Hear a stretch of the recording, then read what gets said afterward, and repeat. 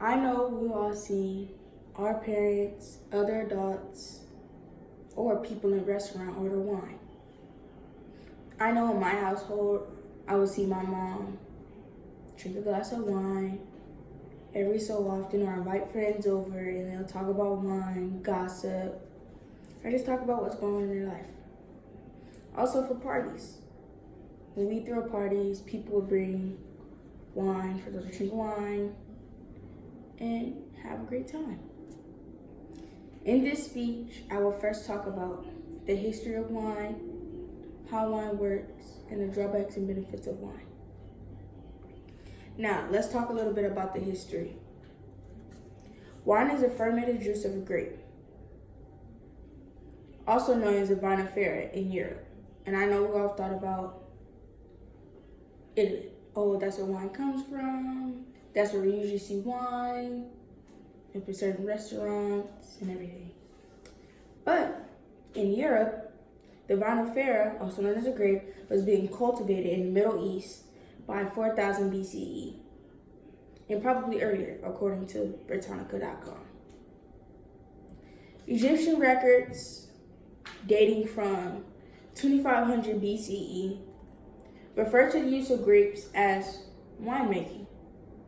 Also, in biblical terms, you will see wine being brought up as the body and wine of Christ. Now, in the 20th century, we have all types of wine, different types of wine. Two wines that sell really great in California are red wine, white wine, along with other wines. The two wines that sell very well in California are known as Grenache, which is a very rich red wine, and Broadside, which is a very soft, delicate white wine, along with many others. Now that I talked about history, let's talk a little bit about how it works. The process of making wine. Wine is made by first grape harvest. They'll grow the grapes until they're ripe, and then they'll take the ripe grapes and start the next process. The next process is the grapes being crushed and steamed.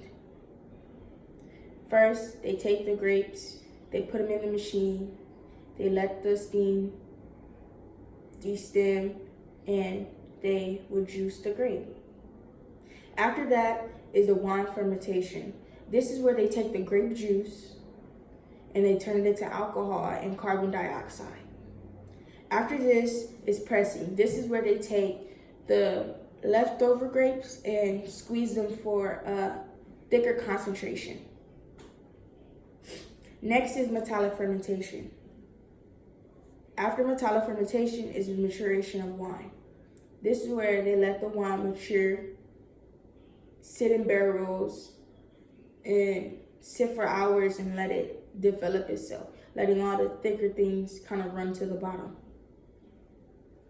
After the maturation of wine, next is finishing.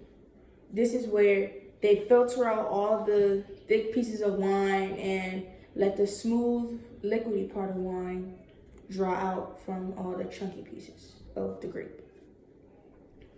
After the finishing is bottling. This is where they take the bottles and they fill it with the wine and label it and ship it out to all of the companies that buy the wine.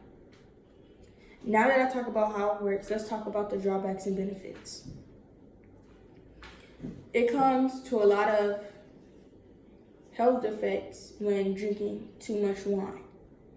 Studies show that 3 weeks of taking 2 to 3 glasses of wine every day leads up to health problems, which is the risk of death and disease. Now, they say that if one person drinks 2 weeks of wine, the effect of that is getting a disease. The benefits of drinking wine is it develops your brain, makes your brain stronger, and a longer lifespan, according to EFM.net.